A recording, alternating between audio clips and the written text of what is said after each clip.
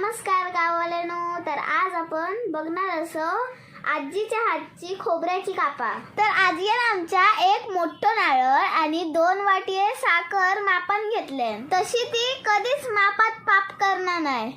किसलेला खोबरा आणि ती साखर आमच्या आजीने रमरमत्या चुलीवर कढईत टाकले आणि मस्तपैकी ढवळून एक जीव केले. जशी साखर त्या खोबऱ्यात वितळली तशी ती कढई उतरवले आणि टाटांका जरासं तेल लावून घेऊन त्याच्यावर ते मिश्रण टाकले. अजून पप्पा हातात प्लास्टिकचे पिशवे टाकून तयारच होते.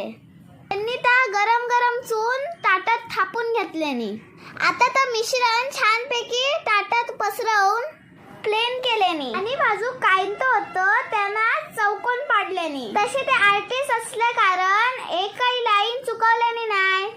मी बाजूक उभ्या होते आणि माझ्या तोंडात तर पाणी सुटलेला. आता तर मस्त